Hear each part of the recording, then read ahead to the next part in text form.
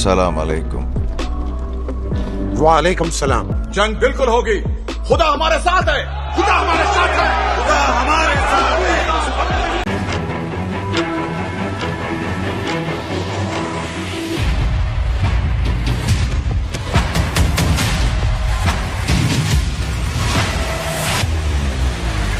कसम है इस शहर को लेने की हसरत ही तुम्हारी आखिरी हसरत होगी। आपको शायद याद नहीं, मेरा नाम है सलाहुद्दीन।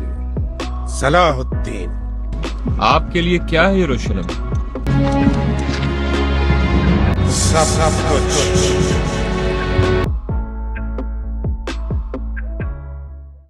तारीख़ इस्लाम में कई ऐसे फातेह और जांबाज गुजरे हैं जिनका तज़किरा आज भी किताबों और कहानियों की सूरत में फ़ख्र से सुनाया जाता है।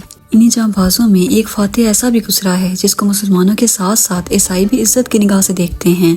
कहा जाता है कि किसी ज़माने में बगदाद में एक माहिर बढ़ई रहा करता था।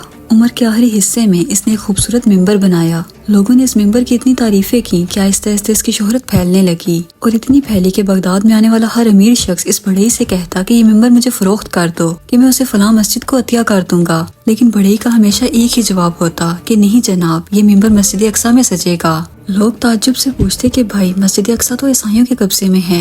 बढ़ई इनकी बातों का एक ही जवाब देता कि मेरा बस इतना ही काम था, मैं एक फनकार हूँ, मिंबर बनाता हूँ, कोई बहादुर जंगजू उठेगा और अल-कुद्स वापस हासिल करेगा और ये मिंबर उस मस्जिद की ही जीनत बनेगा।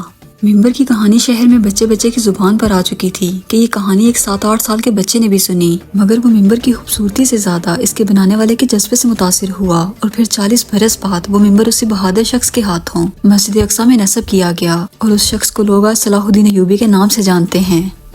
सलाहुद्दीन अय्यूबी की पैदाइश 1138 ईस्वी में मौजूदा इराक के शहर कुर्दिस्तान में हुई। आप नस्लन कुर्द थे। आपके वालिद का नाम नजमुद्दीन अय्यूब था। आपके बचपन और जवानी का इब्तदाई दौर दमिश्क और बालबत में गुजरा। आपने बालबत के दीनी मदरसों और दमिश्क की जामिया मस्जिद में तालीम हासिल की। इब्तदा में सलाहुद्दीन सुल्तान नूरुद्दीन जंगी के यहाँ एक फौजी अफसर थे। आप मिस्र को फतह करने वाली फौज का हिस्सा थे। इस फौज के सिपा सलार आपके चचा शेर को थे।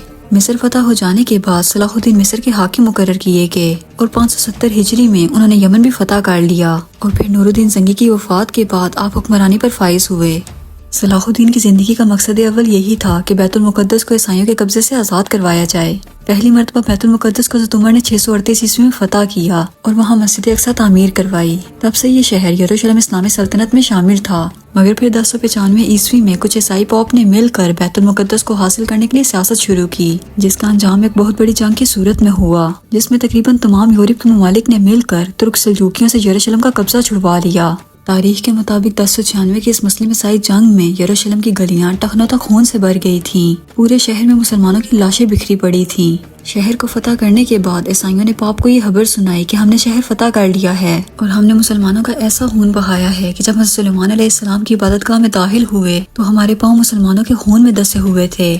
यरूशलेम पर ईसाइयों के कब्जे के बाद पूरी मुस्लिम दुनिया परेशान थी, लेकिन खलीफा इतना कमजोर था कि कुछ न कर सकता था। जल्द ही यरूशलेम पर कब्जा करने वाली ईसाई फौज को पूरे यूरोप का सहारा मिल गया और उन्होंने फलस्तीन, शाम और उर्दन के इलाकों पर भी कब्जा कर लिया। मगर हर अरूज को एक दिन जवाल है, लिहाजा हालात ने उस वक्त करवट ली जब सुल्तान सलाहुद्दीन अय्यूबी मिस्र के हाकिम बने। सन 1186 ईस्वी में ईसाइयों के एक फौजी जत्थे ने रेजनाल्ड की रहनुमाई में मदीना पर कब्जे की गर्ज से हिजाज मुकद्दस पर हमला किया। लिहाजा सलाहुद्दीन एक लश्कर लेकर फौरन रेजनाल्ड के ताकुब में निकले और 1187 ईस्वी में हतीन के मुकाम पर तारीख की एक खौफनाक जंग लड़ी गई। इस जंग में 30,000 के करीब ईसाई हिलाक हो गए और इतने ही कैदी बना लिए गए। रेजनाल्ड गिरफ्तार हुआ और सुल्तान ने अपने हाथों से इसका सर कलम किया।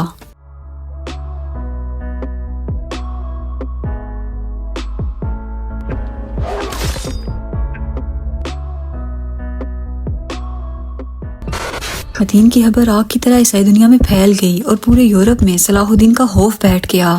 हतीन की फतह के बाद सुल्तान ने बैतुल मुकद्दस की तरफ रुख किया और एक हफ्ते तक की होने जंग के बाद ईसाइयों ने हथियार डाल दिए और यूं पूरे 91 साल के बाद बैतुल मुकद्दस दोबारा मुसलमानों के कब्जे में आया। फतह के बाद सुल्तान ने कैदियों के साथ बहुत अच्छा सलूक किया। आपने हर किस्म की लूट मार से लोगों को मना किया, कत्लेआम से रोका, शहर में मौजूद तमाम ईसाइयों को माफी दे दी। रहमदिल सुल्तान ने फतिया की नहायत ही मामूली रकम मुकर्रर की और जो लोग वो अदा न कर सके उन्हें बगैर अदा किए ही शहर छोड़ने की इजाजत दे दी।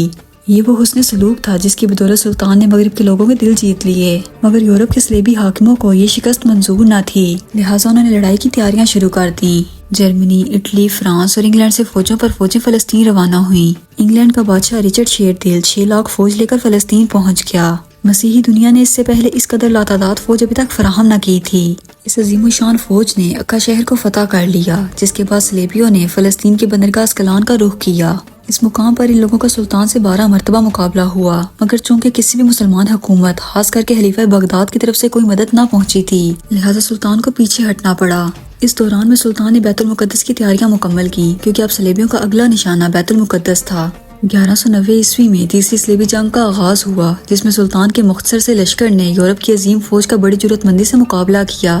یوں ہی یہ جنگ چلتی رہی، اور جب فتح کی کوئی امید باقی نہ رہی تو صلیبیوں نے صلح کی درخواست کی، لہٰذا انگلینڈ کے بادشاہ رچرڈ اور صلاح الدین کے درمیان ایک معاہدہ طے پایا، جس کے مطابق بیت المقدس مسلمانوں کے قبضے میں رہا، جبکہ ارسوف اور رقہ کا شہر صلیبیوں کو دے دیا گیا، اور تمام مذاہب کے زائرین کو یروشلم آنے کی اجازت ملی۔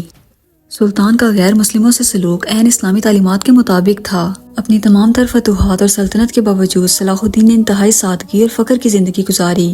5 امیر ترین سلطنت یعنی شام، ایران، مصر، حجاز اور یمن کا مالک ہونے کے باوجود ان کا اپنا کوئی گھر نہیں تھا۔ زہد کا یہ عالم تھا کہ آپ کے پاس کوئی زمین جائیداد تک موجود نہ تھی۔ پوری زندگی حج کی تمنا میں کاٹ دی، مگر مالی غربت اور امت مسلمہ کی خدمت سے اتنا موقع تک نہ ملا کہ بیت اللہ کا سفر کر سکیں۔ سن 1193 عیسوی میں آپ نے 55 سال کی عمر میں وفات پائی۔